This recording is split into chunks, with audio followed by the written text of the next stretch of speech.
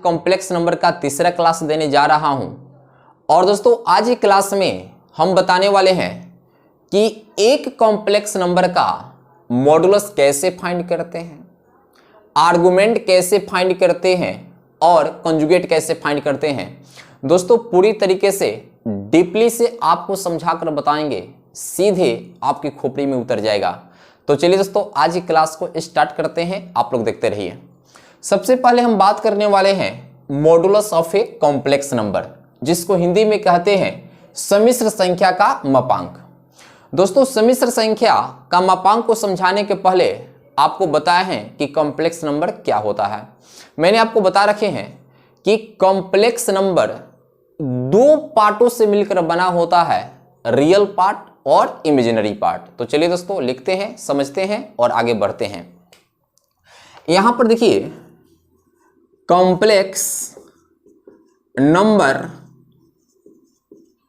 Z बराबर क्या लिखते हैं दोस्तों, ए प्लस आयोटा बी।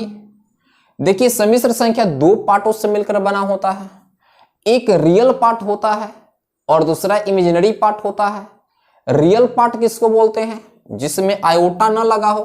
तो देखिए इसमें आयोटा नहीं है तो दोस्तों इस सम्मिश्र संख्या का रियल पार्ट हो गया, और इसमें देखिए आयोटा लगा है तो दोस्तों इस सम्मिश्र संख्या का इमेजिनरी पार्ट हो गया। क्या बात है, यानी सम्मिश्र संख्या का दो दिल होता है, एक रियल पार्ट ऑफ जेड, दूसरा imaginary part of Z. Is a point A कमा बी ऑन कॉम्प्लेक्स प्लेन। दोस्तों इसकी कहानी को समझना जरूरी है। जो कॉम्प्लेक्स नंबर जेड बराबर ए प्लस आयोटा बी होता है, इसको कॉम्प्लेक्स प्लेन में हम पॉइंट के रूप में लिख सकते हैं। किस रूप में लिख सकते हैं, पॉइंट के रूप में। कहीं सर क्या गजब का कॉन्सेप्ट है, सम्मिश्र संख्या को क्या हम पॉइंट के रूप में लिख सकते हैं? बिल्कुल लिख सकते हैं, लेकिन किस प्लेन में आपको लिखना होगा, कॉम्प्लेक्स प्लेन में लिखना होगा।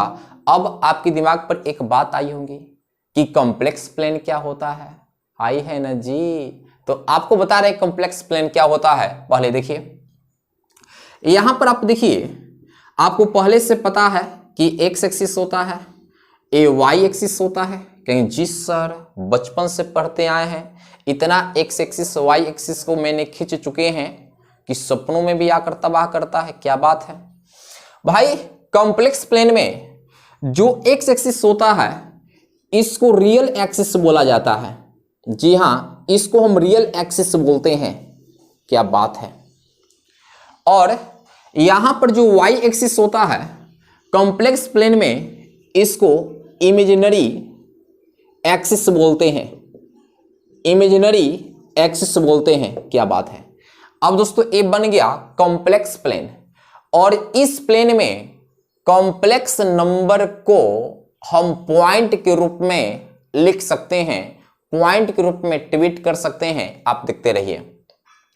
जैसे मान लेते हैं कि हमारे पास जेड बराबर 2 + 3 आयोटा है। क्या बात है भाई, मैं पूछूं कि क्या है, कहेंगे सर कॉम्प्लेक्स नंबर है। और क्या है, बात सही पकड़े, कॉम्प्लेक्स नंबर है।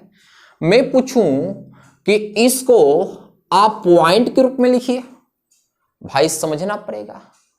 तो जो पॉइंट होता है यहां पर ए एक्स कोऑर्डिनेट होता है, ए वाई कोऑर्डिनेट होता है।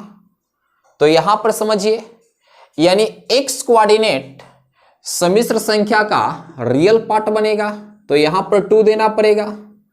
और जो वाई कोऑर्डिनेट होगा सम्मिश्र संख्या का इमेजिनरी पार्ट बनेगा, तो यहां पर 3 बनेगा। बात सही है। देखिए आप सम्मिश्र संख्या यहां पर दिया है, उसको यहां पर आप पॉइंट के रूप में लिख दिए। क्या बात है, बहुत बढ़िया बात। अगर मैं आपसे बोलूं कि जेड बराबर 4 + 5 आयोटा, हम कहें कि आप इसको पॉइंट के रूप में लिखिए, क्या आप लिख सकते हैं? जो एक्स कोऑर्डिनेट होगा सम्मिश्र संख्या का रियल पार्ट होगा, यानी 4 होगा। जो वाई कोऑर्डिनेट होगा सम्मिश्र संख्या का इमेजिनरी पार्ट होगा, यानी 5 है तो 5 होगा। क्या बात है। यहां पर आप देख रहे हैं कि कॉम्प्लेक्स नंबर में जो कॉम्प्लेक्स प्लेन में जो सम्मिश्र संख्या होता है उसको आप पॉइंट के रूप में लिख सकते हैं, और यहां पर मैंने पॉइंट के रूप में आपको दिखा रहे हैं।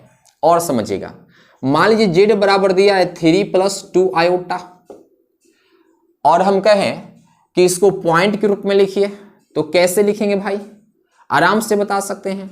जो एक्स कोऑर्डिनेट होगा, एक्स कोऑर्डिनेट की जगह पर सम्मिश्र संख्या का रियल पार्ट को लिखेंगे, वाई कोऑर्डिनेट के स्थान पर सम्मिश्र संख्या की इमेजिनरी पार्ट को लिखेंगे। कहेंगे सर सीख गए। अगर सीख गए तो ले लीजिए, 2-4 को गंभीर क्वेश्चन आपको दे रहा हूं। जेड बराबर 7 आयोटा दे दिए, और जेड बराबर यहां पर 7 दे दिए। लिखिए, इसको पॉइंट के रूप में ट्वीट करिए। कहेंगे सर ये कौन सी बड़ी बात है, इसको लिखना होगा तो जेड बराबर 0 + 7 आयोटा लिख सकते हैं। इसको पॉइंट के रूप में लिखनी है, सिंपल सी बात है, 0,7 लिख सकते हैं। कहेंगे सर यही आप पूछने वाले थे, कितनी सिंपल सी बात है। इसको हम ऐसे लिख सकते हैं कि जी जेड बराबर ए रियल पार्ट है, तो यहां पर 7 + 0 आयोटा दे सकते हैं। अब इसको पॉइंट के रूप में डिविट करना है तो 7,0 हो जाएगा। तो एक बात आपको समझ में आ गई होगी दोस्तों, क्या कि सम्मिश्र संख्या जो दिया है उसको हम पॉइंट के रूप में ट्वीट कर सकते हैं, और कैसे लिखेंगे ये दोस्तों बात आपको समझ में आ गया होगा। यानी सम्मिश्र संख्या का जो रियल पार्ट होगा पॉइंट का एक्स कोऑर्डिनेट होगा, सम्मिश्र संख्या का जो इमेजिनरी पार्ट होगा यानी पॉइंट का वाई कोऑर्डिनेट होगा। तो आई होप डेट अगर आपको कोई भी कॉम्प्लेक्स नंबर दिया रहे, अगर उसको पॉइंट के रूप में लिखना हो तो आप एकदम मस्ती के साथ लिख सकते हैं, उसमें कोई डाउट नहीं होगा। कैमरा में आ रहा है ना जी, थोड़ा मैं देख लूं। हाँ बिल्कुल बात सही है। आइए इसको मैं हटा रहा हूं, आगे समझते चलिए। अब हम बात करने वाले हैं, जी हाँ बिल्कुल, modulus of a complex number. क्या बात है, ये देखिए आपका क्या है जी, कॉम्प्लेक्स प्लेन है। चलिए यहां पर एक काम करते हैं, ए जेड बराबर ए जो कॉम्प्लेक्स नंबर आप देख रहे हैं इसको यहां पर पॉइंट के रूप में ट्वीट करें तो a, b होगा। बात सही है।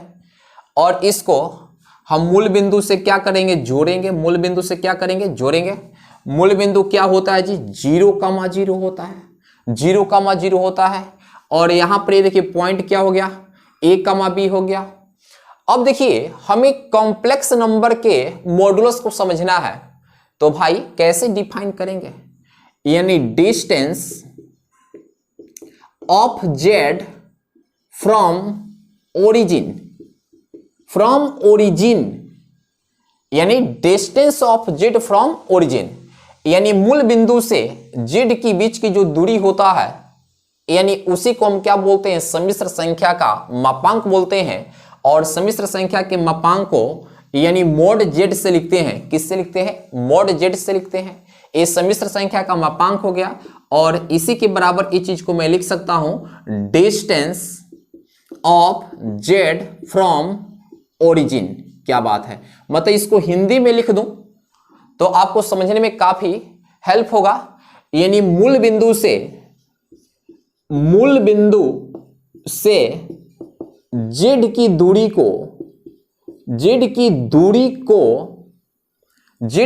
को सम्मिश्र संख्या का मापांक कहते हैं। क्या कहते हैं जी, मापांक कहते हैं। बात समझ में आ गया होगा। मूल बिंदु से जेड की दूरी को सम्मिश्र संख्या का मापांक कहते हैं। यानी दोस्तों, यानी ये देखिए दोनों पॉइंट की जो बीच की दूरी होगा इसी को हम क्या बोलते हैं, modulus of a complex number.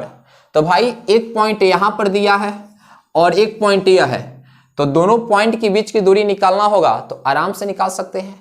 और दोनों पॉइंट के बीच की दूरी ही क्या कहलाता है, modulus of a complex number कहलाता है, जिसको यहां पर हम मॉड जेड से लिखते हैं। बात समझ में आ गया होगा। तो भाई बताइए, ये दोनों पॉइंट के बीच की दूरी निकाल दिए तो समझ जाइए कि modulus of a complex number मिल गया। तो कैसे निकलेगा दोस्तों, सिंपल सी बात है। दो बिंदुओं के बीच की दूरी का सूत्र आपको पता है। यहां पर तो मॉड जेड लिखेंगे बराबर √x2 - x1 the whole square. इससे इसमें घटाइएगा तो a - 0 द होल स्क्वायर आ plus y2 - y1 the whole square b में से 0 घटाएंगे तो b minus 0 the whole square. तो यहां पर मॉड z बराबर क्या होगा, A square plus B square. क्या बात है दोस्तों, क्या बात है, एक रिजल्ट हमारे पास आ गया। इस रिजल्ट को यहां पर लिखें कि अगर हमारे पास सम्मिश्र संख्या z बराबर a प्लस आयोटा b हो और इसका मॉडुलस निकालनी हो तो रूट अंडर ए क्या है, रियल पार्ट है, रियल पार्ट का स्क्वायर प्लस ए क्या है, इमेजिनरी पार्ट है, imaginary part the whole square. और दोस्तों यही रहा हम लोग का रिजल्ट, और कैसे निकालते हैं ये आप देख लिए।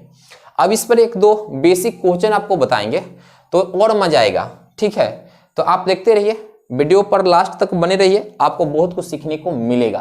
क्या कैमरा में आ रहा है? बिल्कुल देखें, बिल्कुल आ रहा है। क्या बात है दोस्तों, बिल्कुल आ रहा है। चलिए यहां से इसको मैं हटाऊं तो यहां से अब समझेंगे कि अगर हमारे पास सम्मिश्र संख्या दिया है तो उसका मॉडुलस कैसे फाइंड करते हैं, तरीका आपको बता दिया। आराम से समझिए। मान लीजिए हमारे पास z बराबर दिया है 4 प्लस 3 आयोटा और आपसे पूछा है कि मॉडुलस ऑफ z बताइए। भैया कैसे बनेगा, देखिए root under real part the whole square. तो रियल पार्ट क्या है 4, तो 4 का स्क्वायर आ plus imaginary part the whole square. तो इमेजिनरी पार्ट क्या है 3, तो 3 द होल स्क्वायर। तो दोस्तों यहां पर क्या होगा 16 प्लस 9 इक्वल टू 25। इसका वर्गमूल कितना होगा 5 होगा। दोस्तों यही रहा रिजल्ट। क्या बात है दोस्तों। मैं आपसे बातें करूं कि z बराबर 2 प्लस 3 आयोटा, मैं पूछूं कि मॉड z आप बता दो, क्या बता सकते हैं? कहेंगे सर बिल्कुल बता सकते हैं। एक कौन सी बड़ी बात है, आराम से क्या करेंगे, रूट अंडर रियल पार्ट का स्क्वायर मतलब 2 का स्क्वायर, इमेजिनरी पार्ट का स्क्वायर 3 का square, root under 4 plus 9 root under, यानी यहां पर आप देख रहे हैं 13 हो गया। दोस्तों यहां पर ये रहा राइट आंसर। तो कहेंगे सर अब आराम से निकाल सकते हैं। अगर हमें कोई कॉम्प्लेक्स नंबर दे दे तो उसका मॉडुलस आराम से निकालेंगे, बिना बेचैनी का आराम से इलाज करेंगे। और भी यहां पर समझेंगे एक एक चीज को डीपली से। अगर मान लेते हैं कि z बराबर हमें 2 आयोटा दिया है, क्या दिया है 2 आयोटा, इसका मॉडुलस निकालनी है। तो भाई इसको तो हम ऐसे भी तो लिख सकते हैं 0 plus 2 iota.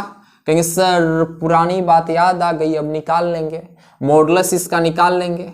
Root under real part का स्क्वायर प्लस इमेजिनरी पार्ट का स्क्वायर रूट अंडर 4, आंसर क्या मिलने वाला है 2। क्या बात है। मैं बात करूं z बराबर 5 का, तो इसको ऐसे लिख सकते हैं 5 प्लस 0 इंटू आयोटा। आप मॉड z निकालेंगे, real part the whole square plus imaginary part the whole square root under यानी 25, आंसर क्या मिलेगा 5 मिलेगा।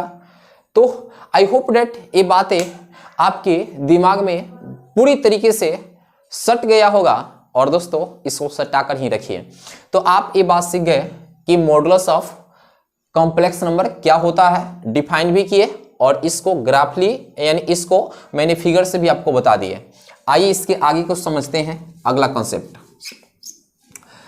अब यहां पर बताने वाले हैं दोस्तों कि सम्मिश्र संख्या का कॉन्जुगेट कैसे निकालते हैं। जी हाँ, आपका ध्यान यहां पर होनी चाहिए, तब आप सीख पाएंगे। चलिए हेडिंग करते हैं, कंजुगेट। बहुत खतरनाक नाम है जी, बहुत खतरनाक नाम है। Conjugate of a complex number. क्या बात है, क्या बात है तेरी बातों में, कॉम्प्लेक्स नंबर। चलिए भाई conjugate of a complex number को समझना है कि क्या है, इसको कैसे लिखते हैं। आराम से देखिए, अगर हमारे पास एक कॉम्प्लेक्स नंबर हो ऐसा, ये तो कॉम्प्लेक्स नंबर है, एक कॉम्प्लेक्स नंबर है, इसके कॉम्प्लेक्स नंबर ये है और इसके कंजुगेट को लिखना है तो z पर बार लगा दीजिए। अब एक क्या बन जाएगा, यानी conjugate of a complex number हो गया।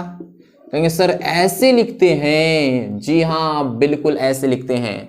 अब ए पढ़िएगा सम्मिश्र संख्या, ये सम्मिश्र संख्या का संयुग्मी यानी सम्मिश्र संख्या का संयुग्मी हो गया।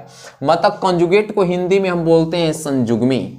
सम्मिश्र संख्या का कैसे संयुग्मी निकालते हैं? तो भाई ये सम्मिश्र संख्या हो गया, इसके संयुग्मी को हम जेड बार से लिखेंगे। जेड बार क्या होता है? जेड बार क्या होता है? Image of Z in real axis. क्या बात है, कहेंगे सर आप तो धराम धुरुम डिफिनीशन लिख दे रहे हैं। भाई समझ जाओ, जेड बार क्या होता है? Image of Z in real axis. इसका अर्थ क्या हुआ? तुरंत समझेंगे। यहां पर आप देखिए, तुरंत समझेंगे। यहां पर आप देख सकते हैं, यहां पर जेड बराबर 1, b है। अब इस सम्मिश्र संख्या को मैंने यहां पर पॉइंट के रूप में ट्वीट किए हैं। अब देखिए इसका कंजुगेट चाहिए, सॉरी हाँ ठीक है, इसका कंजुगेट चाहिए तो यहां पर लिखे हैं image of Z in real axis. अब देखिए ये आपका मिरर हो गया और हमें क्या कहता है? Mirror of Z in real axis. तो इधर आ जाएंगे और यहां पर देखिए जितनी दूरी ये आपका बी है उतनी दूरी नीचे क्या होगा? बी होगा। और यहां पर जो आपको बनेगा वो जेड बार होगा और ये क्या होगा? a, -b होगा। ये देखिए नीचे हमने लिखे हैं b, क्या है? -b हो जाएगा। यानी ए जेड ऑफ a, b और इसका संयुग्मी देखा जाए पॉइंट के रूप में तो जेड डैश जेड बार बराबर a, क्या होगा? b हो जाएगा। a, -b हो जाएगा। यानी अब इसको मैं आपको बता रहा हूं कि जैसे मान लेते हैं सम्मिश्र संख्या जेड बराबर a + i b है, इसका संयुग्मी लिखनी है तो कैसे लिखेंगे?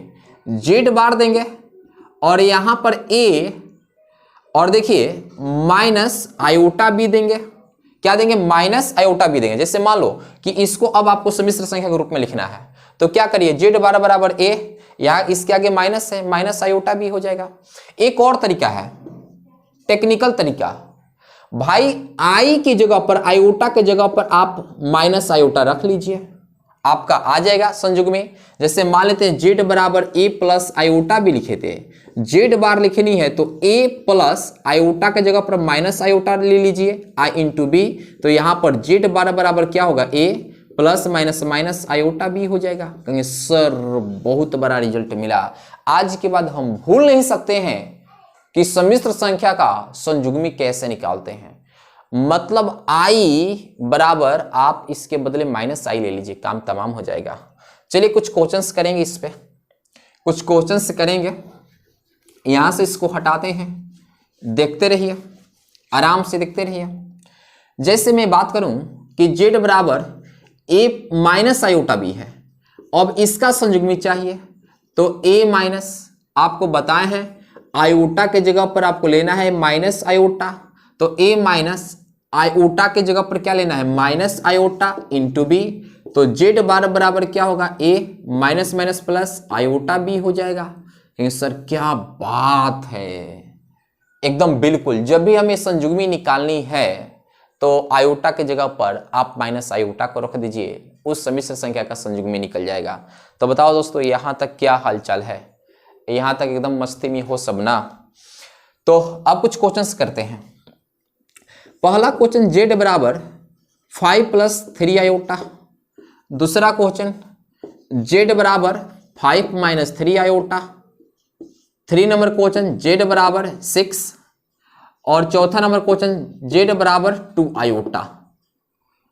यानी सभी कॉम्प्लेक्स नंबर का आपको कंजुगेट बतानी है, संयुग्मी बतानी है।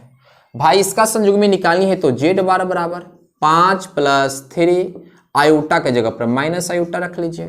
तो जेड बार बराबर 5 ± -3i बन गया। रे बब्बा बन गया, किस दुनिया में आप खो गए हैं? देखो इसका संयुग्मी निकालनी है, जेड बार बराबर 5 यानी 5 - 3 × i के जगह पर -i को रखना है।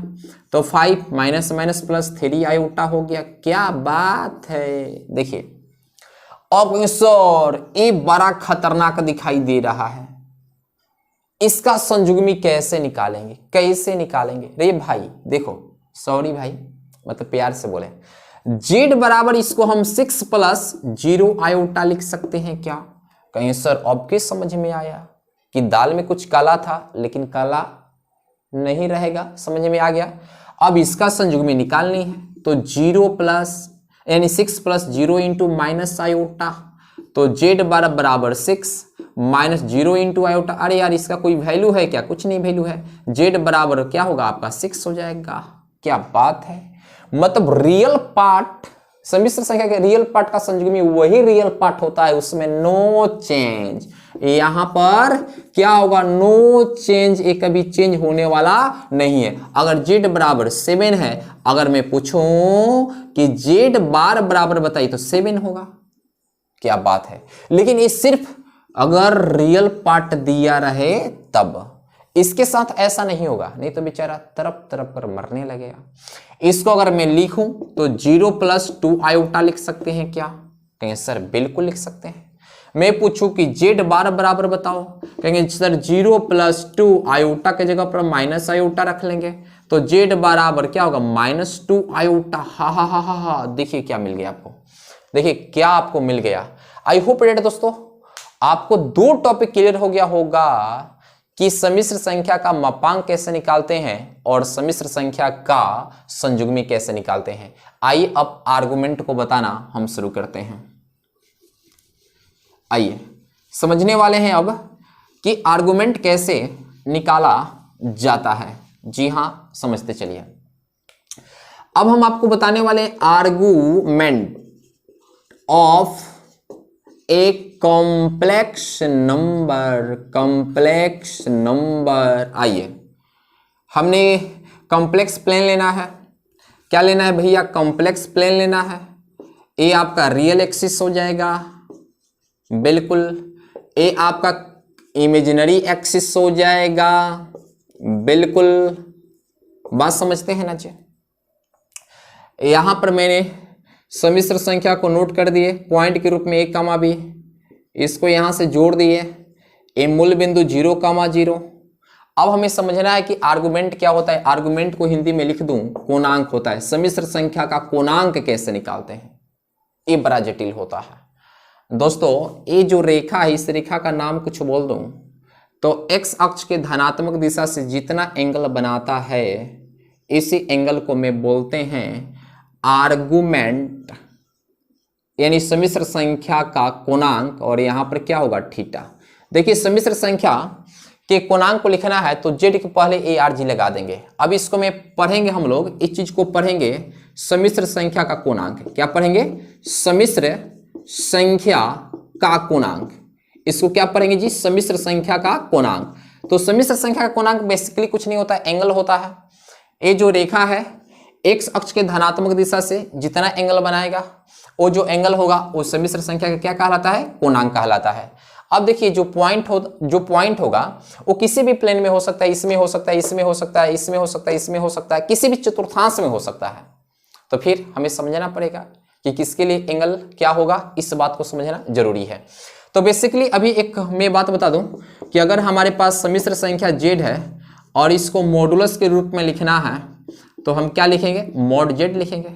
अगर हमारे पास सम्मिश्र संख्या जेड है और इसको कॉन्जुगेट के रूप में लिखना है तो कैसे लिखेंगे? जेड पर बार देंगे। अगर हमारे पास जेड कॉम्प्लेक्स नंबर है और इसका आर्गुमेंट लिखना है, क्या लिखना है जी? आर्गुमेंट लिखना है तो क्या लिखेंगे? A R G of Z लिखेंगे। बात समझ में आ गया? सिंबल को पकड़िए भाई, सिंबल को पकड़िए जो आप देख रहे हैं। बताइए इसको हिंदी में हम क्या बोलते हैं? मापांक बोलते हैं। इसको भैया इसको हिंदी में क्या बोलते हैं? संयुग्मी बोलते हैं, संयुग्मी बोलते हैं। इसको हम क्या बोलते हैं? कोणांक बोलते हैं। बात तो आपको क्लियर हो जाता होगा।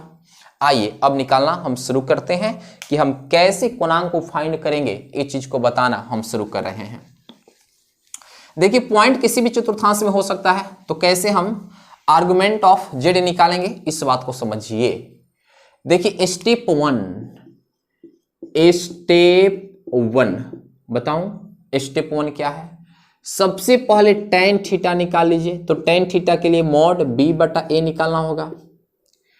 दूसरा लोकेट क्वाड्रेंट ऑफ जेड, यानी सम्मिश्र संख्या किस चतुर्थांश में है ये पता करिए।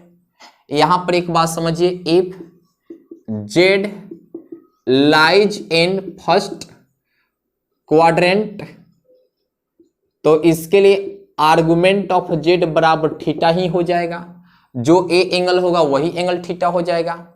2 number, if Z lies in second quadrant, तो दोस्तों इसके लिए आर्गुमेंट ऑफ जेड निकालने का सूत्र होगा पाई में से थीटा को घटाना होगा, जो थीटा आए उसमें पाई माइनस थीटा करना होगा, पाई में से थीटा को घटाना होगा।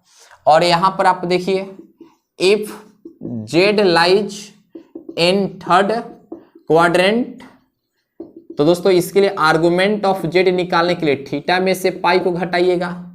और यहां पर 4 number, if Z lies in fourth quadrant, इसके लिए आर्गुमेंट ऑफ जेड बराबर माइनस थीटा कर दीजिएगा, जो आएगा उसके आगे माइनस लगा दीजिएगा।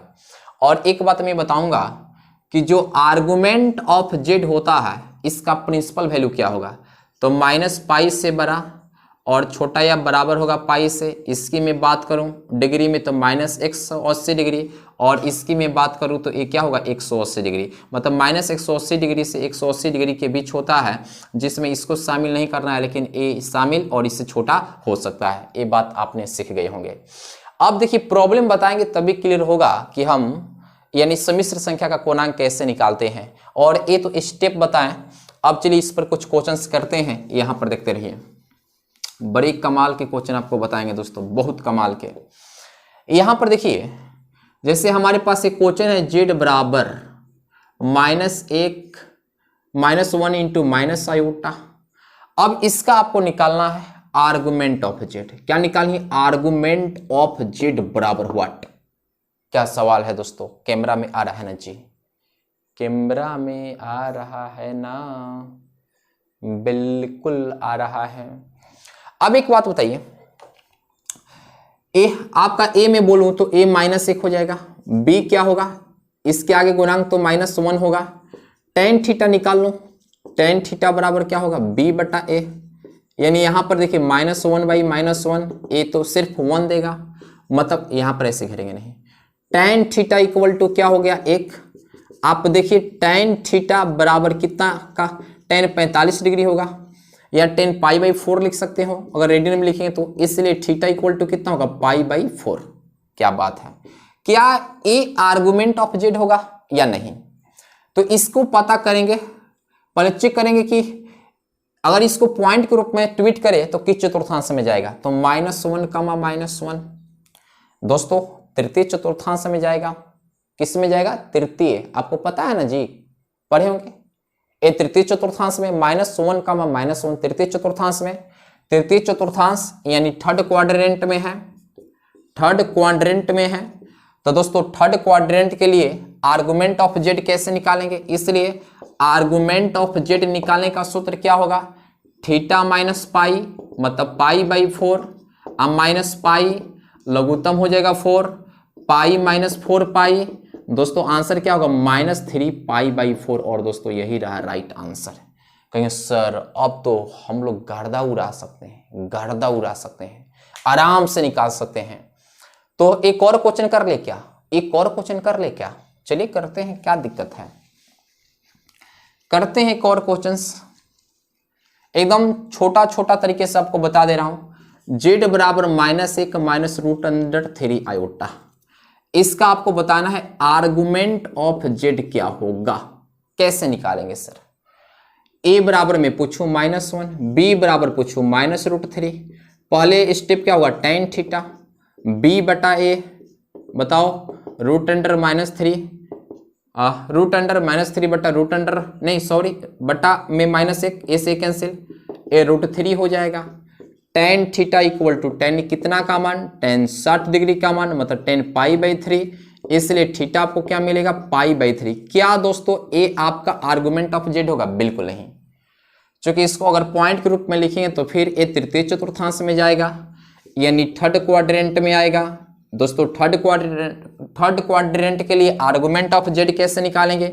इसलिए आर्गुमेंट ऑफ जेड क्या होगा, तो दोस्तों थीटा माइनस पाई होगा, मतलब थीटा तो थीटा निकला है पाई/3 माइनस पाई, दोस्तों लघुत्तम हो जाएगा 3 पाई माइनस 3 पाई, तो आंसर क्या होगा -2 पाई/3। बात समझ में आ गया। अब उस टाइप के मैं क्वेश्चन के आपके सामने लेने जा रहे हैं जो कॉम्पिटिटिव में देता है। चलिए ये बात आप सीख गए होंगे। अब एक बात बताइए, यहां पर समझिए एक बात को कि आप यहां पर समझ गए हर एक चीज को। कॉम्प्लेक्स प्लेन है भाई, अगर पॉइंट यहां पर हो, यहां पर हो, यहां पर हो, यहां पर हो, आप सीख गए कि कैसे आर्गुमेंट ऑफ जेड निकालते हैं। अगर पॉइंट इस एक्सिस पर आ जाए, जैसे मान लो कि मैं जेड बराबर 7 दे दूं, जेड बराबर ऐसे में दे दूं 7, जैसे मान लो 2,0 दे दूं, यानी यहां पर जेड ऑफ 2,0 दे दूं, तो भाई ये आपका रियल एक्सिस होगा और ये आपका इमेजिनरी एक्सिस होगा। 2,0 कहीं यहां पर आएगा, तो यहां के लिए क्या होगा आर्गुमेंट ऑफ जेड। मान लो यहां पर हमें निकालना होगा, इसके लिए आर्गुमेंट ऑफ जेड क्या होगा, मान लो इस पर इस एक्सिस पर निकालना होगा, आर्गुमेंट ऑफ जेड क्या होगा, मान लेते इस एक्सिस पर कहीं निकालना होगा, आर्गुमेंट ऑफ जेड क्या होगा, इस चीज को समझना जरूरी है। तो अगर यहां के लिए देखिए आर्गुमेंट ऑफ जेड निकालना होगा तो दोस्तों आंसर आएगा 0 डिग्री। क्या आएगा 0 डिग्री। अगर इस एक्सिस पर आपको आर्गुमेंट ऑफ जेड पूछता है तो दोस्तों इसका आंसर आएगा पाई/2। अगर इस पर पूछता है आर्गुमेंट ऑफ जेड तो दोस्तों आएगा पाई, और इस पर कहीं आपसे पूछता है आर्गुमेंट ऑफ जेड बराबर क्या होगा, तो कहेंगे सर इसके लिए -पाई/2 हो जाएगा। बात समझिए। अगर मूल बिंदु का कोणांक पूछ दे कि जेड बराबर 0 + 0 आयोटा का आप आर्गुमेंट ऑफ जेड बता दीजिए, तो भाई इस पर ले जाएंगे तो देखिए यहां पर एक बात समझिए, ए नॉट डिफाइन होगा। ये क्या होगा, जेड बराबर 0 + 0 आयोटा दे दे और इसका आपको आर्गुमेंट ऑफ जेड पूछ दे तो दोस्तों ये क्या होगा, नॉट डिफाइंड होगा। क्या होगा भैया, नॉट डिफाइंड। क्यों, चूंकि tan थीटा बराबर 0/0, जहां पर 0/0 आएगा मैथ में सन्नाटा छा जाता है। तो दोस्तों यानी मूल बिंदु दिया रहे जेड बराबर 0 + 0 आयोटा का अगर आपसे कोणांक पूछता है तो ये नॉट डिफाइंड होगा। दोस्तों इस बात को अपने दिमाग में डाल लीजिए। आई होप डेट दोस्तों जो आज के मैंने क्लास दिए हैं ये क्लास आपको समझ में आया होगा।